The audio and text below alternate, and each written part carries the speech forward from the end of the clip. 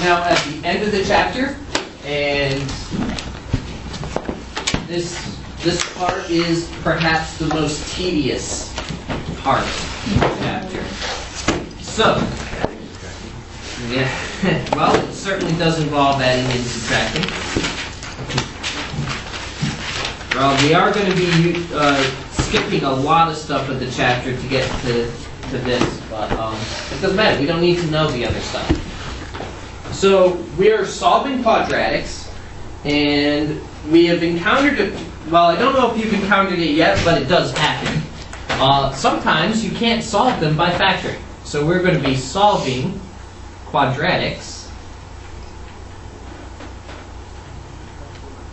but with a special formula that will haunt you the rest of your life, the quadratic formula.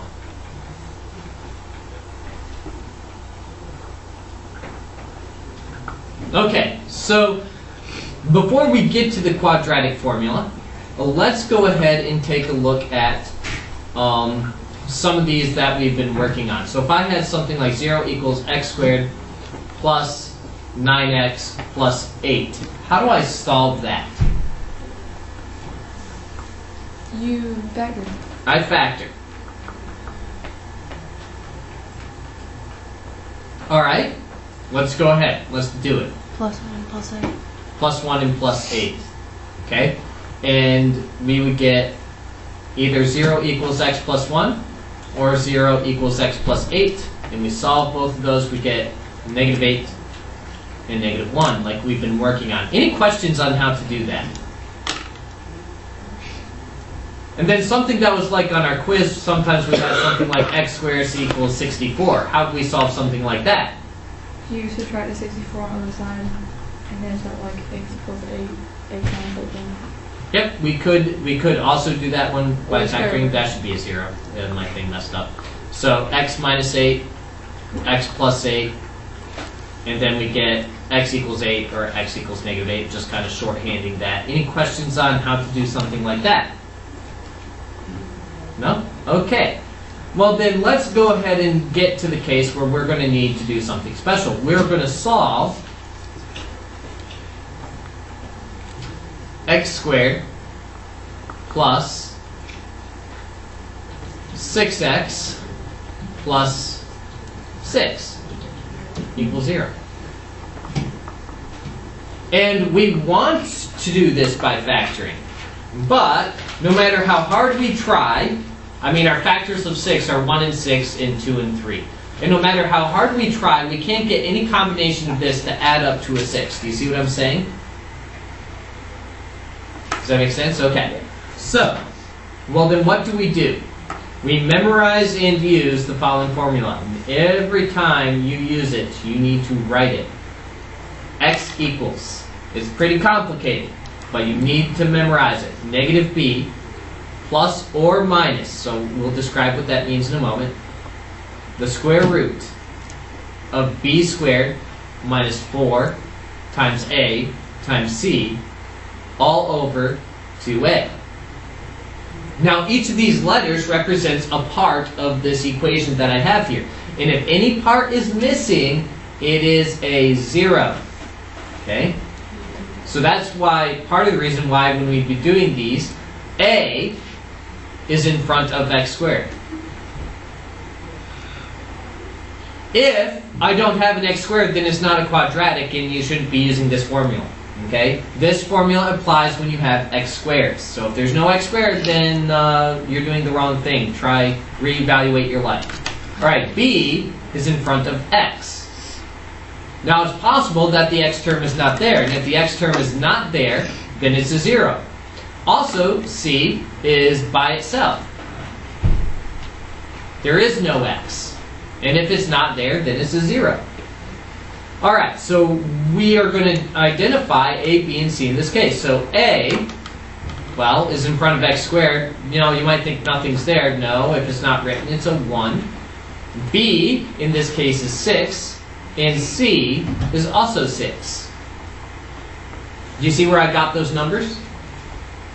Now it really is a matter of tedious plugging in the numbers and solving, simplifying. So I'm going to plug in all the numbers. X equals Negative b. So I look at my b. Negative b is going to be what? Negative 6 plus or minus the square root b squared. Well, I take whatever b is and I square it. So what's 6 squared? 36. Minus. Now this part I would want you to do in little steps. A is 1 and C is 6. All over 2 times 1. Because A is 1. Now that, don't always think that A is 1. It's not always the case. Okay? X equals. Now we follow the order of operations. We're going to do everything in here.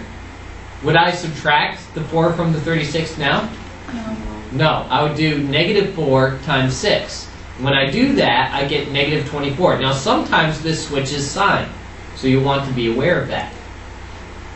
All over 2 times 1, which is just 2. Now I subtract.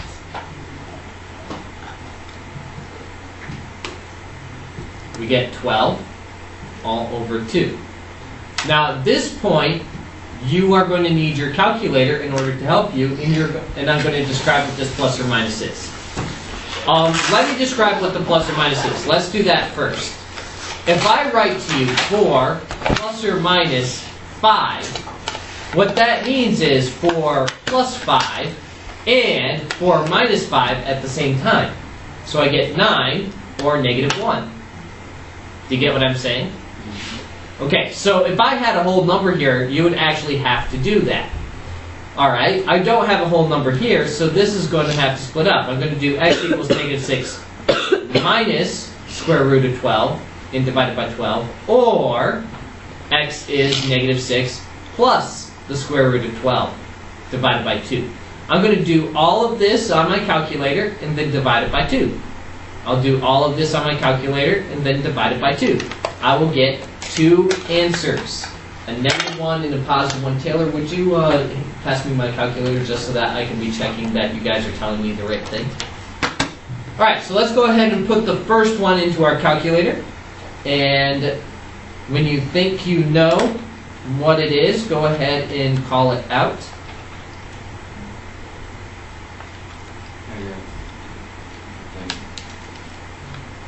Okay. Just, you want the full answer? Or the first one, the full answer. Okay, negative 9.464.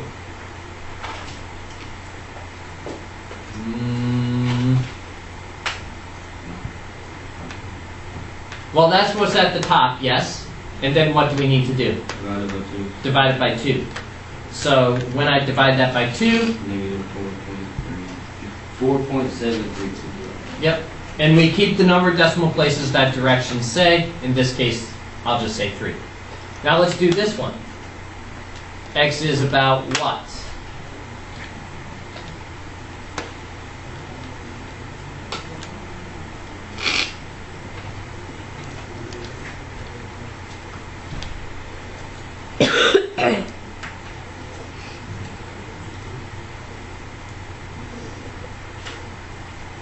Rounded, this is what I get.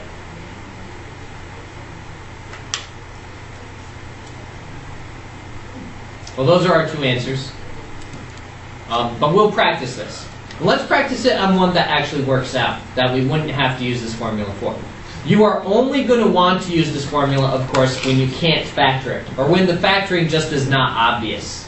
So if you've been having trouble factoring, this is like, if you can memorize this formula, now you can do it all the time, and it'll work out nicely. So let's say I want you to solve x squared minus 5x minus 6 equals 0. Now everything, notice everything is on what side? On the left. Or everything is on the, I'll say, I don't care whether it's on the right or left, but everything's on the same side is what I'm getting at. Okay? Alright, so this we could do by factoring. So I could do it by x minus 6, x plus 1, right? And do you see, this way is way faster. I get x equals 6 and x equals negative 1. Does everyone see why this is the answer? Okay, so now we're going to try that, doing that same problem, but with the quadratic formula. Now, if I could factor it and get that answer, that took me 3 steps. That's a lot less work than trying to use this formula. But let's use it anyway just to see how it would work out. Alright, so what's A? 1. What's B? -5, and what's C? Okay, so now I'm going to put each of those in. So x equals, what's negative b then? Positive 5, plus or minus square root. Now b squared now is not negative 25, it's positive 25, because negative 5 times negative 5 is positive 25. A is 1, and C is negative 6.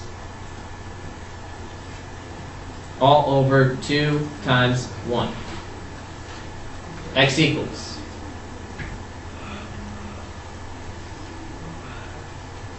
Okay, 25. Now, negative 4 times 1 times negative 6 is? 24. Yep, positive 24. So notice it switches sign. That's going to be a common mistake. Some students just copy this negative down without even thinking what they're doing. When I multiply this, I get negative 4 times 1 times negative 6, which switches it to a positive. Alright, so we'll go ahead. We're just following the order of operations. Do you see that? And we get 49 over 2. Now, I can actually exactly do the square root of 49. What is the square root of 49? 7. 7. There we go, 7. So it's 5. I'm dumb, I'm sorry. So 5 plus or minus 7. But he isn't so crazy, because when we split that up, we'll get 5 plus 7 divided by 2. Or x equals 5 minus 7 divided by 2. I'm not crazy. He's not crazy. Only a little bit. So we get 12 divided by 2. Or x equals negative 2 divided by 2. X equals 6. Or x equals negative 1. So I got the same answer as I did up here by factoring, but you can see if you can factor it, that is definitely the way you're going to want to do it, because it's a lot less work. It's a lot faster. But if you're not sure, you can't figure out how to factor it, then the quadratic formula is going to help you out immensely, because as long as you can remember it, that's the first thing, and follow the order of operations, you should be fine. Any questions on how we got that? Okay, so I'm going to give you some technical things here. The discriminant. Discriminant. The discriminant of the quadratic formula is the square root part. It's b squared minus 4ac. It's that stuff on the inside of the square root. And I don't really care too much for this year whether you know how to use this or not, but it does tell us a few things. If the discriminant is positive,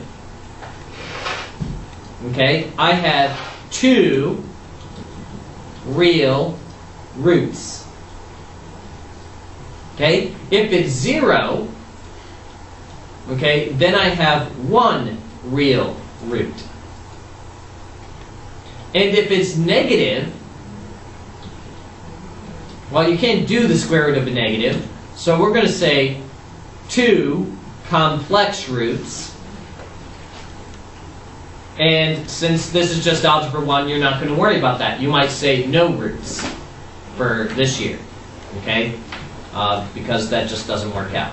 No roots that you are going to worry about this year. So that's how you use the discriminant, and you can tell from the discriminant how many answers you should get. Usually it's 2. Okay, usually the discriminant is positive. But I'm not too worried about whether you actually use that or not. We're mainly concerned with, can you use the quadratic formula? Okay, so we're going to go on. So let's use it. Let's use it 2 more times together. Let's say I have 4x squared minus 81 equals 0. Now, there are lots of ways actually that I can solve this question. We're going to do it all 3 ways. Okay? Here's one way. This is factorable.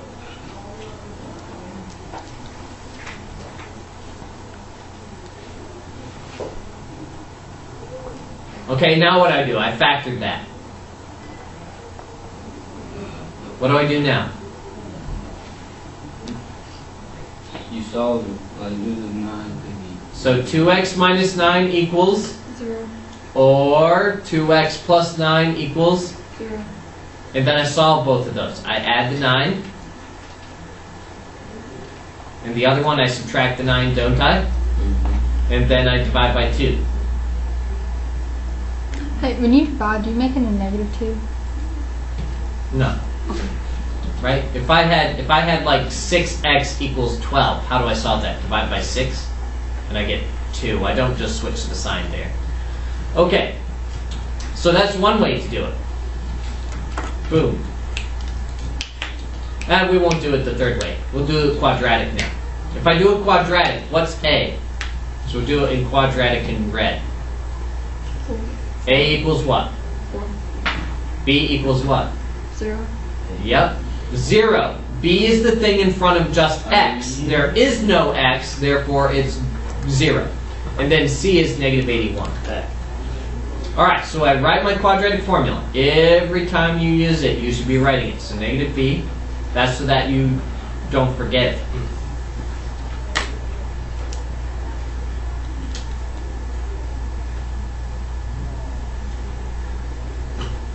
Now you can ask the geometry class, if you don't write your formulas, your homework's a 0. And then you have to write the formula lots of times. There was a student last year in an algebra class who refused the first assignment to write this quadratic formula, and they ended up writing it 100 times for extra homework. So, I'm serious when I say, write this formula every time you use it, or bad things happen to you. So we get 0 plus or minus. Now b squared, well, 0 squared is 0. Minus 4. A is 4. And C is -81. All over 2 times what? 4. Okay. So x equals plus or minus square root. What is -4 times 4 times -81?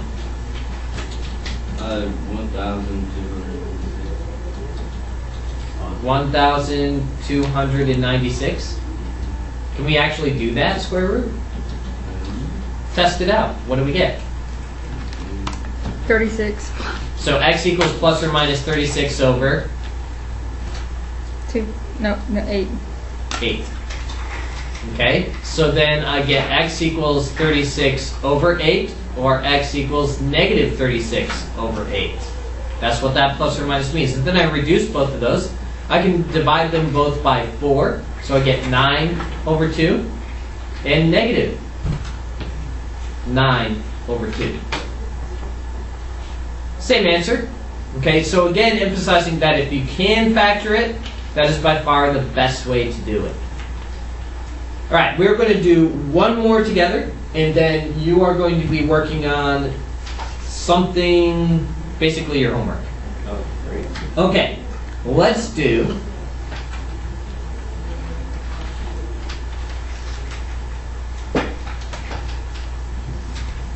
get your calculators handy. Now, when I use the quadratic formula, could I factor out a 3? And the answer is yes, I could.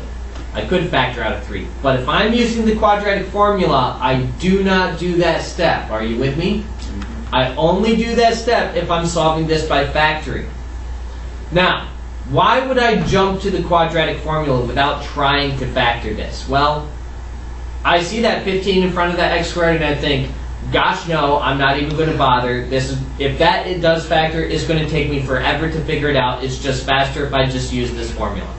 So I'm not even going to bother trying to factor it.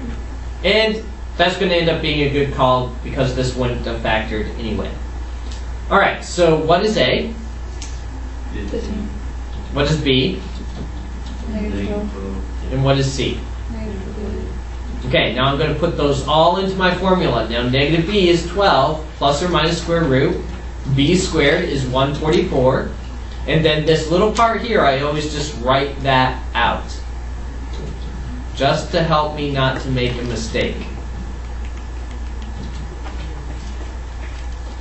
And then over 2a So 2 times 15. Which I suppose you could just have done that and got 30. So I get 12 plus or minus square root. Okay, so what's negative 4 times 15 times negative 48? 2,800. Okay, so I have 144 plus, say it again, 2,800. 808. 8D 0. So 2880. Okay, 2880. That's what's in that thing. Then I'll add the 144. So 2880 plus 144.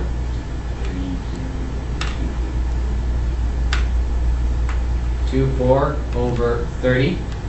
Okay, so now what I'm going to do is I'm going to say x equals 12 minus square root 3024 divided by 2, or x is 12 plus square root 3024. Not divide by 2, divide by 30. Okay, so let's go ahead and get an estimate for that.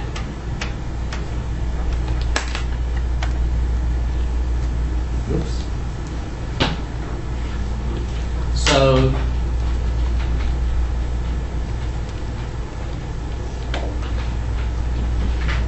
what do we get for the minus case? X is about what? Give it to me to the nearest 100, 1,000.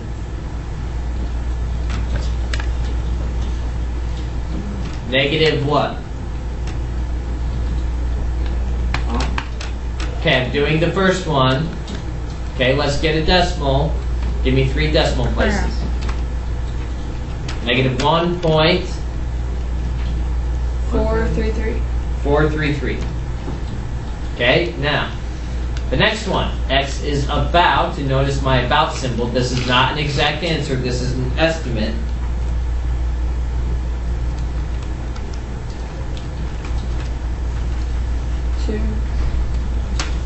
Go ahead. 2.233. 233. Okay, so we get 2 answers, right? Okay, that is it for your notes. So put those away.